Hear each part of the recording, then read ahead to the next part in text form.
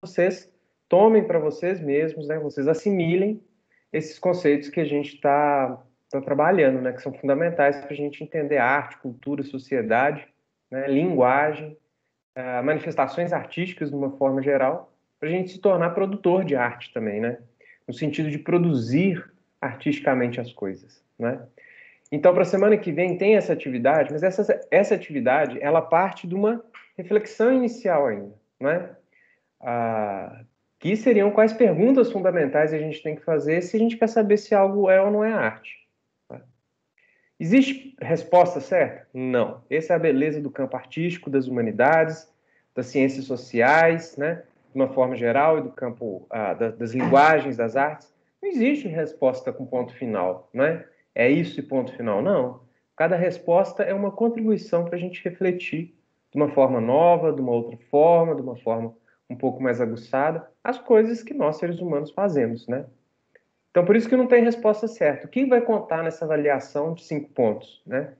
Que é o que vai contar, o critério avaliativo, basicamente, é qual pergunta você imagina que tem que ser feita, né? Então, contribua com a sua pergunta, contribua com a sua perspectiva. Olha, se eu quero saber se algo é arte, eu acho que eu tenho que perguntar de que maneira a pessoa que produziu aquilo fez. Será que usou uma técnica específica? Enfim, nós já olhamos alguns conceitos, vocês podem acessar as nossas aulas que estão gravadas lá no Cigar, tá bom? E retomando, eu sempre vou falando com vocês sobre esses conceitos. Então, vocês não vão ficar...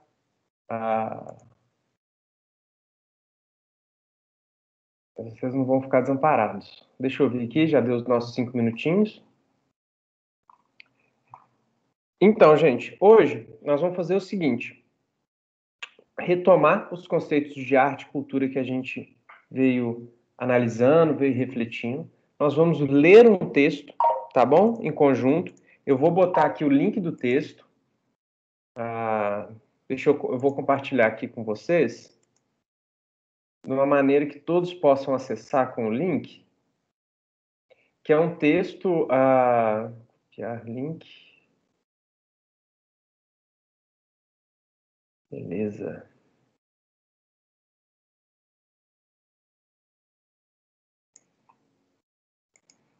De qualquer forma, eu posso anexar ele também em PDF, para quem quiser baixar ele já de uma vez. Ele também está no Cigar, tá bom? Mas quem quiser só abrir pelo Google Drive, pode acessar, tá bom? Eu vou fazer o upload aqui dele também, porque é um texto que nós vamos ler em sala de aula, tá? Que vai trabalhar especificamente o conceito de cultura e o processo de análise de cultura como um tipo de descrição densa, uma descrição que vai além da imagem primeira, do superficial, daquele primeiro impacto que a gente tem com qualquer tipo de produção artística ou cultural de uma forma ampla, tá bom? Vocês confirmam, por favor, se vocês receberam o link do Google Drive e se vocês receberam um PDF? Eu recebi, tô com ele aberto aqui. Beleza. O Google Drive tá certinho? Tá funcionando? Sim, Beleza, ótimo, gente. Então, vou projetar aqui para a gente rapidinho uma das nossas reflexões, tá?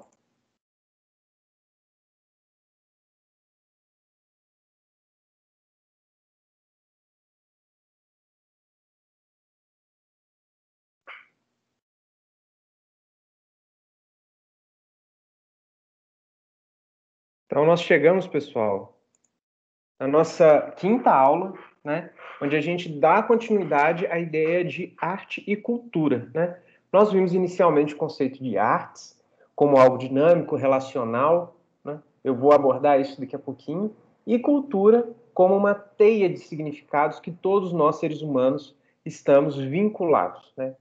Teia de significados no sentido de nós, seres humanos, temos a capacidade de observar as coisas do mundo e dar sentido para elas, né? Sejam elas coisas, objetos, valores, pessoas, né? A gente apreende, a gente toma para cada um, né? Toma para si aquelas coisas enquanto conceitos e símbolos e gestos, né? Como se a gente estivesse interpretando, lendo e interpretando cada coisa no mundo, né? E a arte é um dos aspectos desse fazer humano que é culturalmente fundamentado, não é? Então, nas últimas aulas, especificamente para o pessoal que está chegando agora, a gente foi tecendo algumas reflexões, né? E essas reflexões chegaram ao ponto da gente concordar aqui primeiro.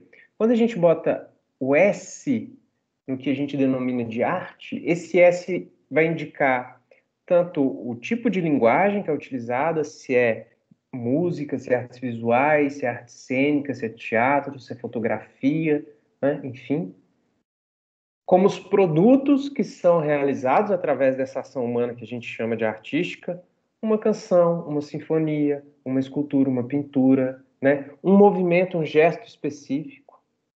Mas, ao mesmo tempo, estar disposto a engajar artisticamente com isso, ou seja, estar disposto a vivenciar isso enquanto arte, é individual, subjetivo, né? Então, consequentemente, vai ser plural.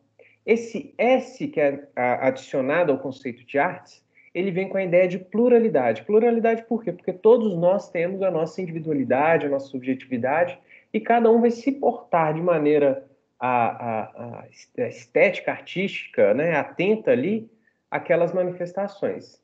Então, arte não é um conceito único, arte não é uma coisa objetiva, né, que é uma das grandes viradas de pensamento que o século XX trouxe para a gente, e hoje, no século XXI, a gente continua refletindo dessa mesma forma, né? A partir do momento que se determina arte é tal coisa, por extensão, você determina o que não é. Se você determina o que não é, a sua conceituação elimina um tanto de coisa que pode vir a ser a arte, não é?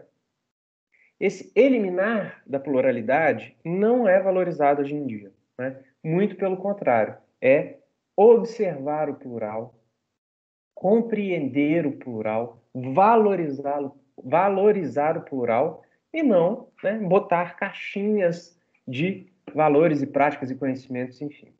Então, a arte não é uma coisa objetiva, né, como achar o x de uma função exponencial, né? Ou determinar qual que é o vetor específico daquela partícula, né? Isso também é importante, isso é evidente. É um jeito de se pensar o mundo, né? A arte já parte para um outro jeito de pensar o mundo, né? Se ela é plural, ou seja, se significa que há diversas formas de se relacionar com as coisas do mundo e entendê-las enquanto artística, significa que a arte parte de um vínculo, de uma relação, de uma perspectiva entre as coisas. Então, ao mesmo tempo que ela é plural e absorve várias capacidades de entendimento do mundo, ela é relacional. Ela depende da maneira como você se relaciona com esses objetos. Se ela é plural e relacional, ela é também dinâmica. Dinâmica no sentido dela não ser estática, né? No sentido de as expressões, objetos e práticas artístico-culturais serem diferentes, tanto no tempo quanto no espaço. No espaço no sentido geográfico. As coisas que os neozelandeses, que os australianos, que os sul-africanos, que os russos e os brasileiros e os argentinos e os, enfim, fazem também são diferentes, tanto no espaço geográfico do nosso globo, quanto no espaço temporal da nossa história, não é? Coisas que já fizemos, né? Nós, enquanto seres humanos, na Grécia Antiga, no Egito Antigo, na Macedônia, na Rússia Soviética, na Alemanha do Muro de Berlim, né? no século XVII, na Espanha, né? No Brasil, durante a década de 30. Então, são específicos, são dinâmicos. Né? Então, arte, para a gente, um dos conceitos que nós vamos assumir daqui para frente, é aquele conceito que considera a pluralidade, o aspecto relacional, ou seja, ela não é objetiva, ela não é estanque, ela não é ponto final, o que traz para ela um caráter dinâmico. Agora, a arte não está descolada do conjunto das nossas vivências, não é? A arte é um dos aspectos do fazer humano. Assim como achar o x da função exponencial é um fazer humano, é refletir o mundo através de lentes matemáticas, né? Refletir o mundo através de uma lente artística também está dentro desse conjunto dos fazeres humanos globais, né? Para isso a gente pensa cultura, ou seja, onde as coisas estão acontecendo, o terreno, o espaço, né? Onde as coisas acontecem, sejam elas artísticas, sejam elas o que forem, né? É aquilo que nós, seres humanos, fazemos constantemente. Esse fazer constantemente, observar o mundo, apreender, tomar consciência do mundo e simbolizar ele em objetos que todos nós podemos compartilhar e acessar, é o que a gente chama de cultura. Né? O resultado desses processos de assimilação e entendimento do mundo é a cultura e as suas interconexões. Um exemplo, quando nós pensamos na palavra celular, né, a gente pensa num objeto físico que tem as suas dimensões, que tem as suas funções, as suas funcionalidades, não é? Mas cada um tem o seu, com as suas características, né? Com os seus aplicativos, com suas fotos, com seus contatos, né? Ou seja, cada um tem uma utilização disso a partir dessa ideia de celular. O celular, objeto em si, ele é físico, né? É como escrever a palavra celular. Você precisa ter movimentos específicos de sua mão, traçando desenhos muito específicos para a grafia da palavra celular, material, te passar a ideia simbólica, abstrata do que é um celular. Isso é um exemplo de base, né? Porque isso pode ser explorado, pode ser a ideia de democracia, pode ser a ideia de amor, pode ser a ideia ou o sentimento, né? Ou seja, você consegue abstrair essas coisas do mundo, transformá-las elas em símbolos, em signos, em ideias abstratas, né? E esse processo contínuo e sistêmico é o que a gente chama de cultura. O que levou um antropólogo lá da década de 80 do século passado, nos Estados Unidos, a falar o seguinte, que o ser humano é um animal amarrado a teias de significados que ele mesmo teceu. Teceu como? Olhando para as coisas do mundo, abstraindo elas e transformando em objetos que a gente pode comunicar entre si. Né?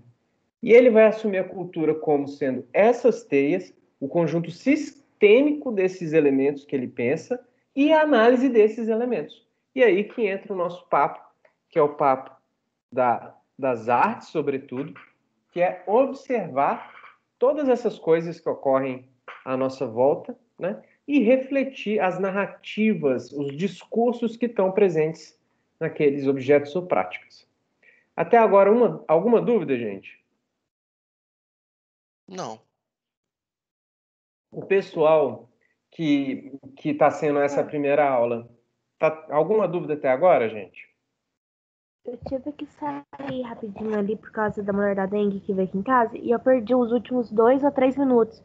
O senhor podia repetir, fazer um favor? Claro.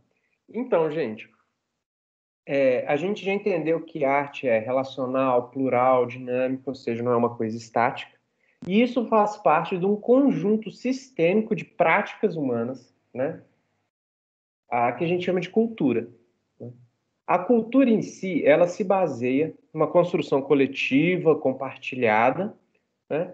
Em que cada um de nós observa o mundo, né?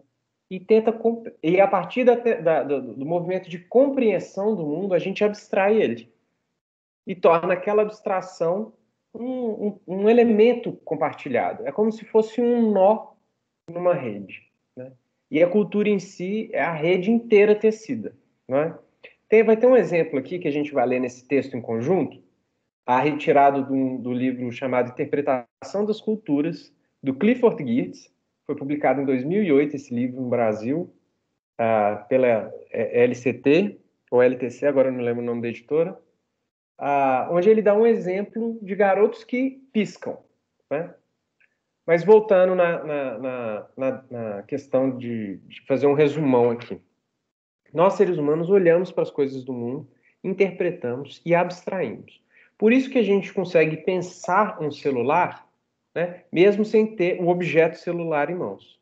Só pelo som da palavra celular, você interpreta essa sonoridade, né, que por si só não significa nada. O que significa em si é o que ela está transmitindo, que é a mensagem, o significado, o símbolo, a abstração, né?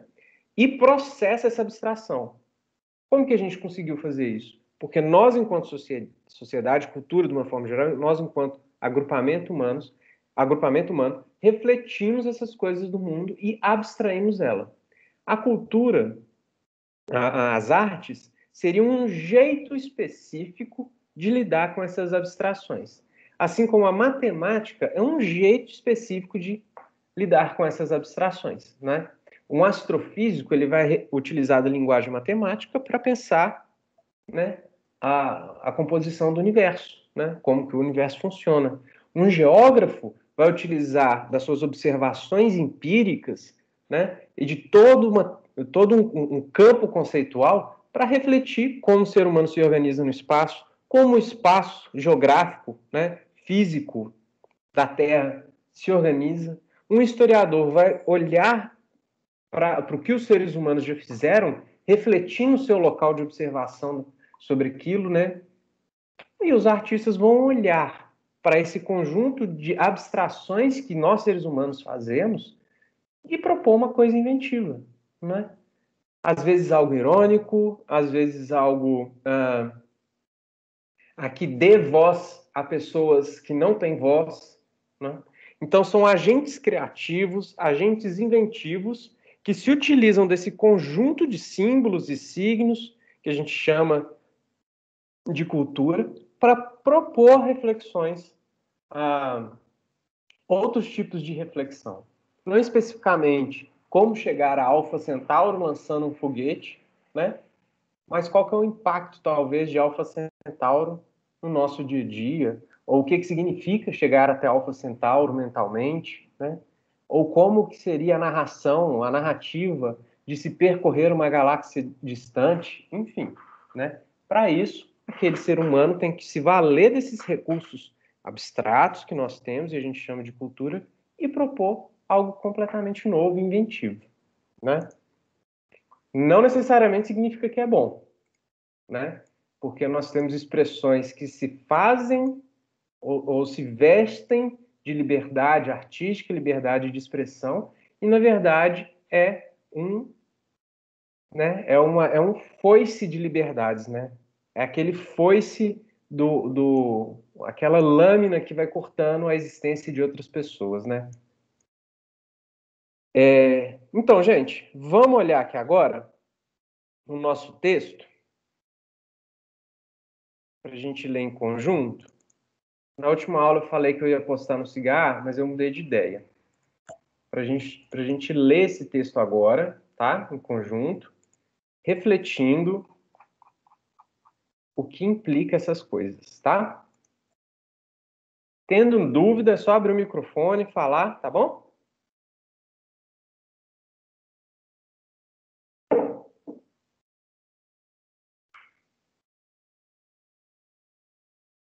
Isso daqui. Vamos fechar essa coisinha aqui. Vocês estão vendo, gente, o PDF? Estamos sim. Beleza. Então, esse material também está no Cigar, tá bom? É uma adaptação de um texto do Clifford Geertz, como eu falei, uma parte, né, do texto, um dos argumentos dele no livro chamado Interpretação das Culturas, e que a gente vai refletir, tá? Alguém gostaria de ler o primeiro e o segundo parágrafo, por favor?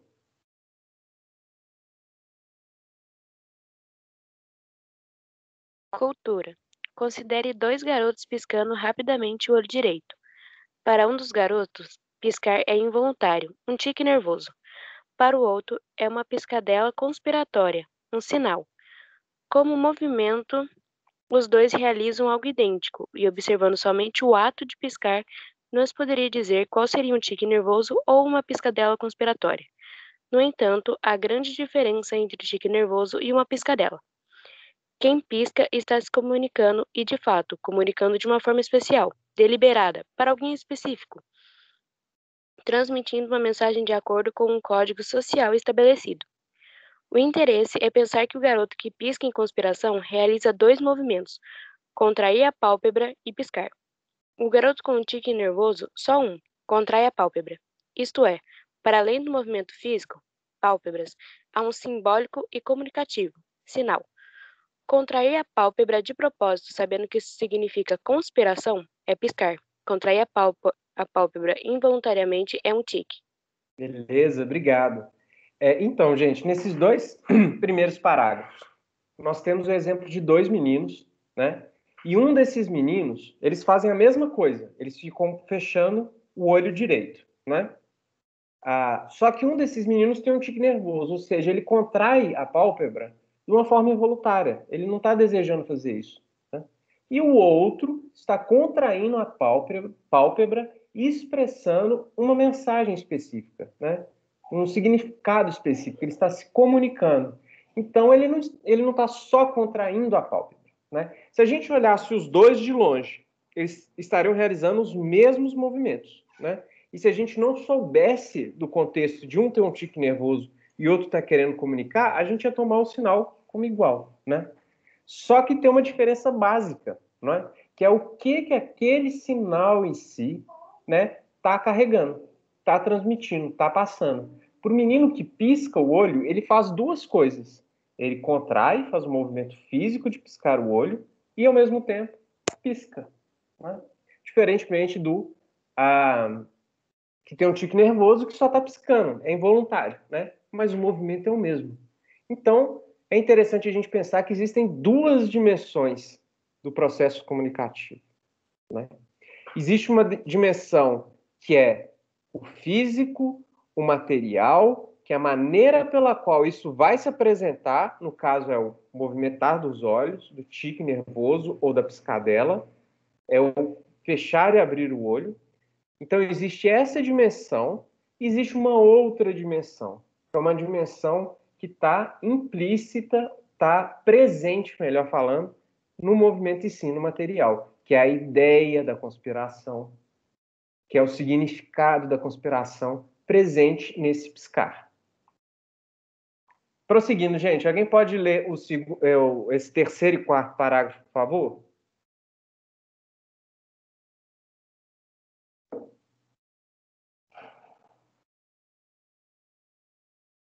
Posso ler, Felipe? Claro, pode. Suponhamos que haja um terceiro garoto com vontade de zoar seus amigos. Esse garoto imita de forma proposital o tique nervoso do amigo.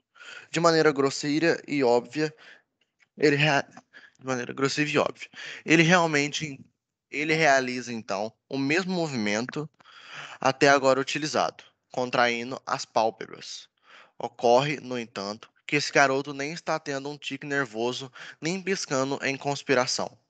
Ele está imitando alguém. Aqui também existe um código social estabelecido e o mesmo ocorre com a mensagem. Só que esse tipo de contrair as pálpebras não se trata de conspiração ou tique, mas de ridicularizar. Se observar a cena, pensarem que o garoto. Desculpa. Se observando a cena, pensarem que o garoto que ridiculariza esta está piscando como quem conspira, toda a intenção da imitação deixa de ser transmitida. Da mesma forma, se todos acharem que é um tique nervoso, também a ridicularização não será bem sucedida. Se olharmos somente para o movimento, todos os três são muito semelhantes, mas possuem mensagem ou intencionalidades bem diferentes. Beleza. Então, gente, nesse cenário desses meninos, né? Um menino piscando em tique nervoso, um outro piscando em conspiração, né? Adicionamos um terceiro menino que imita esse sinal. O que ele se vale? Esse terceiro garoto, expandindo o nosso exemplo, ele consegue ler e interpretar, né, que há um tique nervoso e que há uma conspiração, mas ele deseja imitar ridicularizando. Ou seja, ele se apropriou dessa abstração específica que acontece, né, se valeu de todo um conjunto de signos e símbolos compartilhados, né, se valeu desse terreno da cultura para tentar comunicar. E o movimento é o mesmo, seja ele tique, conspiração ou ridicularização. Só que aí entra o interessante, aí entra a perspectiva relacional e a interpretação que a gente utiliza dentro do campo artístico. Se ninguém souber que ele está ridicularizando, a gente não vai conseguir definir se é um tique ou se é uma piscadela, né? Então, da mesma forma, se todo mundo achar, né, que é um tique, também não vai ter a ridicularização, né? Se a gente olha somente para o movimento, piscar o olho, né, contrair a pálpebra, todos os três são muito semelhantes, mas eles possuem mensagens completamente diferentes, né? Então, mesmo se a gente acrescentar um terceiro elemento, e se a gente continuar expandindo o nosso exemplo, com quarto, com quinto, com sexto, com sétimo, com 7 bilhões de exemplos diferentes, né, cada um vai ter ali a sua perspectiva. O interessante, talvez fazendo um pequeno desviar do nosso assunto, expandindo um pouco mais a nossa reflexão, existem grupos que piscam de uma forma mais ou menos coincidente. Existem grupos que leem essa piscadela de uma forma mais ou menos coincidente. Por isso que a gente fala de cultura brasileira, cultura, enfim, culturas específicas, né? A cultura grega, não é? Ou seja, existem símbolos, né? Movimentos, partes materiais ali que são compartilhadas de uma maneira comum e recorrente. Isso vai determinar aquele grupo ali. Né? Mas, voltando um pouquinho atrás para a gente não avançar. Importa, então, o movimento que está sendo feito ou importa o que ele está apresentando? Né?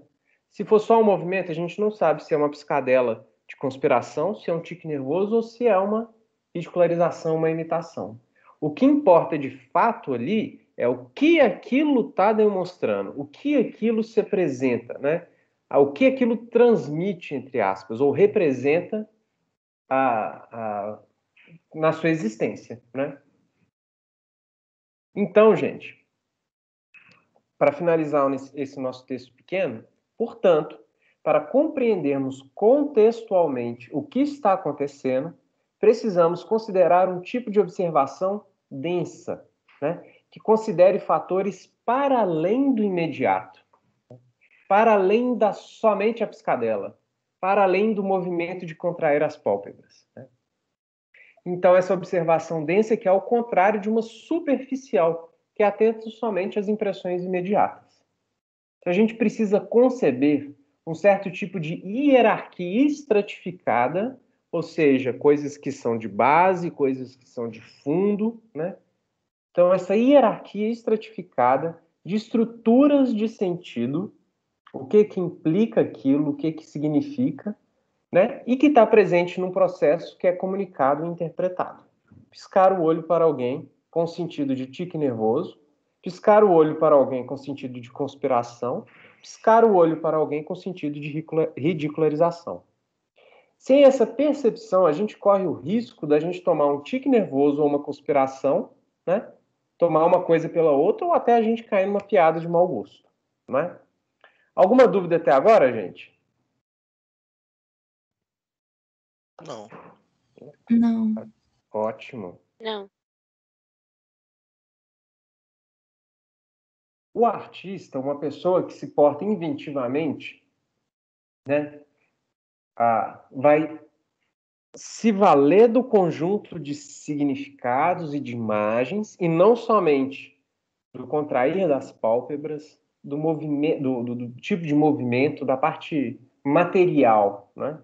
Ele vai se valer, e não só o artista, mas todos nós, né, do que aquilo significa. Então, é como se fosse um grande, entre aspas, software operando, né? E a gente utiliza desses comandos e dessas informações, né? Para a gente conseguir interagir com o mundo, não é? O artista em si, ou uma pessoa que se porta inventivamente, às vezes ele vai fazer uma conexão inusitada. E essa conexão inusitada vai trazer uma nova informação, né? Então vamos pensar que talvez o artista seria o menino que ridiculariza. Olha só que engraçado, né? Ele não está nem um tique nervoso e ele não está nem conspirando. Ele pegou o movimento em si, que era o mesmo, e trouxe uma questão completamente diferente. Não que o artista ridicularize as coisas ou faz as coisas de mau gosto, né, gente? Mas que traz um outro tipo de perspectiva, não é? Então, voltando aqui na nossa apresentação,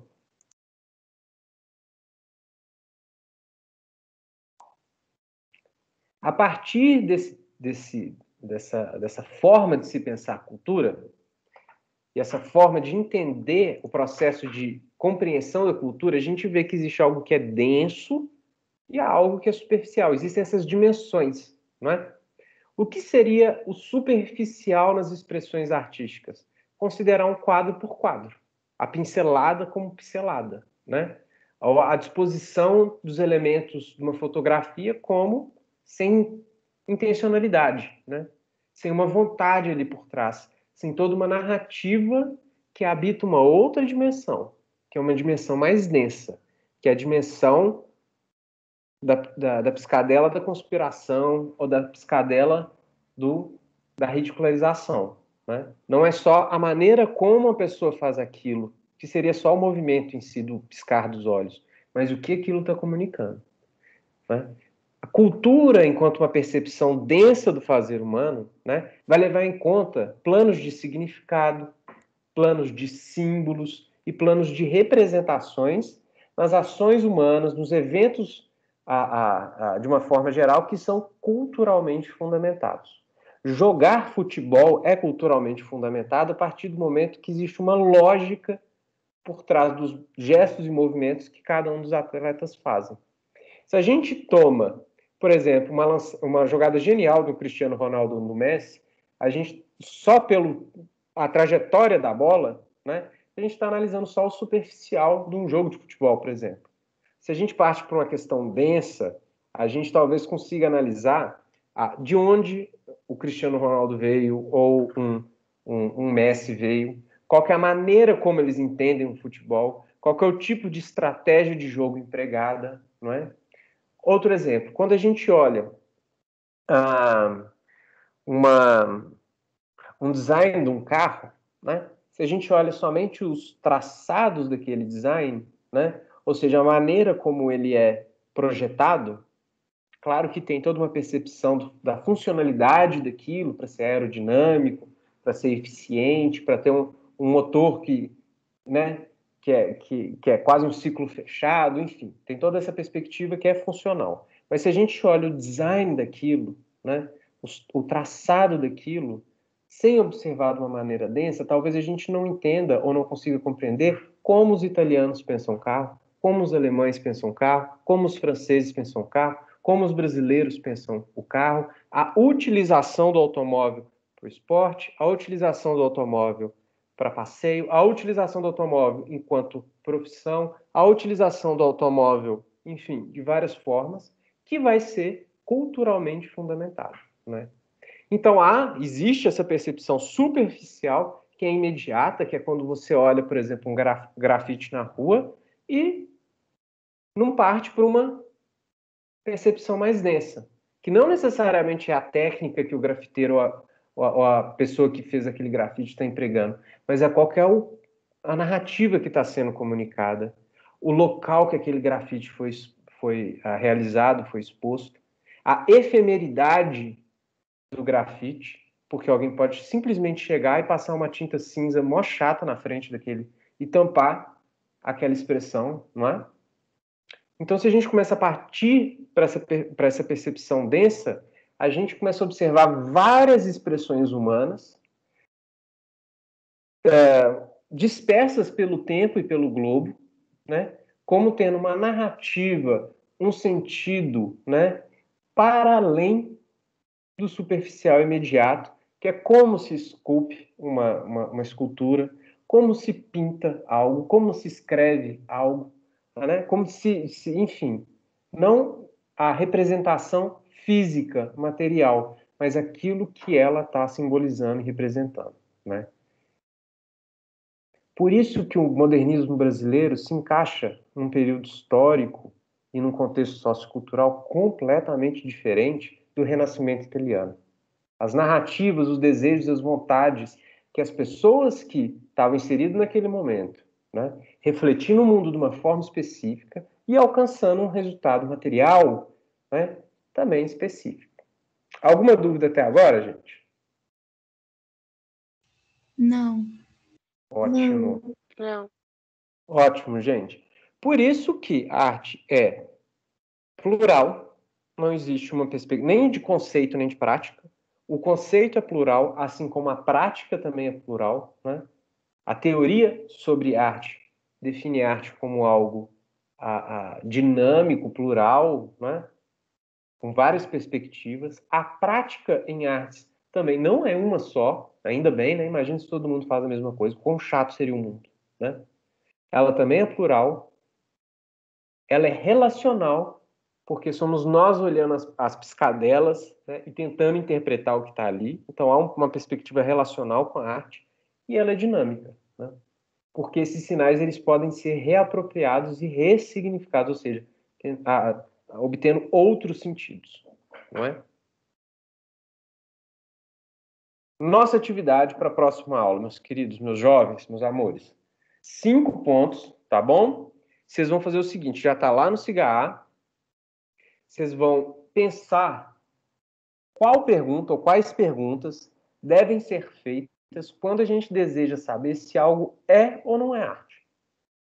Estou andando na rua, vi um cara no sinal, e esse cara no sinal está fazendo malabares. Aquilo é ou não é arte? Qual pergunta que eu tenho que fazer? Será que eu tenho que olhar para ele e falar assim, nossa, a técnica desse cara é muito boa. A técnica, então, vai ser um conceito-chave para entender arte? Ou de outra forma, nossa, mas ele está se portando de uma forma tão inventiva, diferente, né? Então a inventividade seria uma chave de entendimento do que é arte? Qual pergunta eu devo fazer, pensando de novo, que nem eu falei no início da aula? Perguntas certas ou erradas, enfim, são perguntas. Que o que a gente preza é a reflexão sobre elas, né? Então, qual pergunta eu devo fazer se eu quiser saber se algo é ou não é arte, tá bom? Vocês vão acessar um link que já está lá, que é um Padlet, ou seja, uma plataforma de interação, né? E vocês vão, refletindo nesses conceitos, adicionar um comentário, né? Esse comentário você vai botar o seu nome e a pergunta. Qual pergunta? Um exemplo. Qual pergunta eu tenho que fazer para algo ser arte? Isso me impactou? O impacto pode ser uma chave de entendimento para que é arte. Talvez possa, talvez não possa. Vamos refletir sobre isso, né? Isso é inventivo? É necessário que eu tenha, que esteja exposto no museu para ser arte, né? Enfim, são essas perguntas que vocês vão pensar e refletir ao longo dessa semana. Uma única pergunta para cada um. Pode repetir. A importância não é... você não tem que ser, né?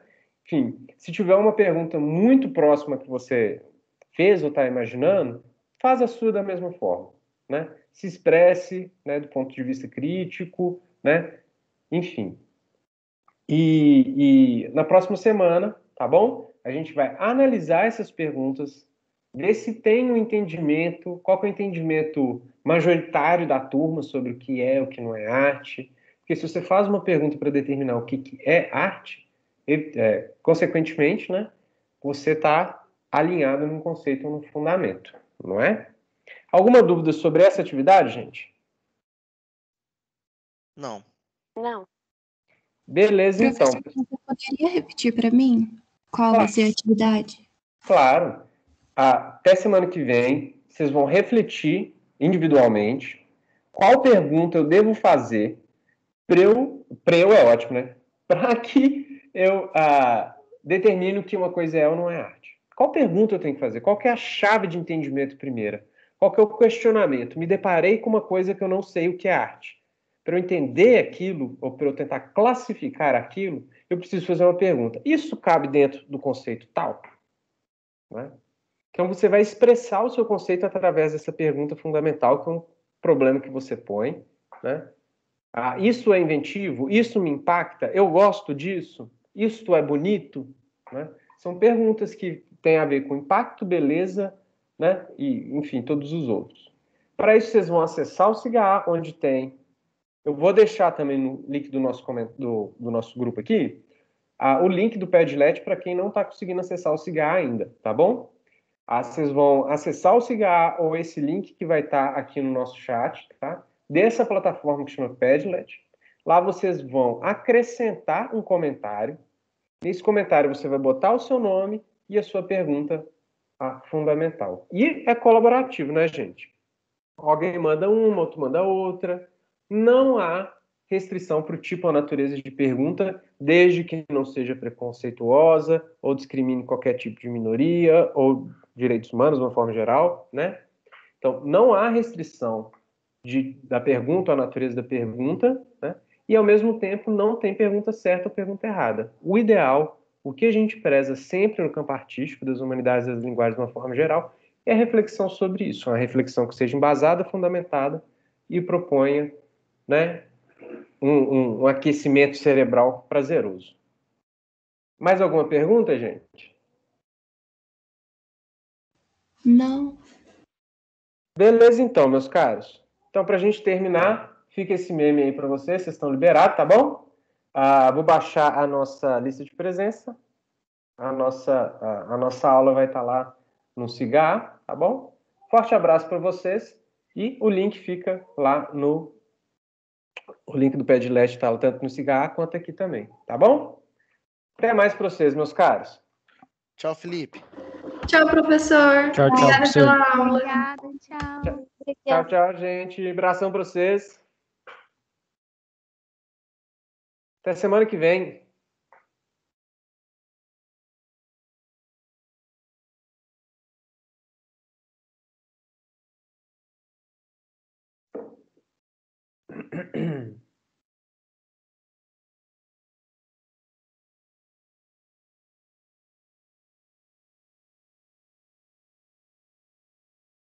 Parar de gravar aqui.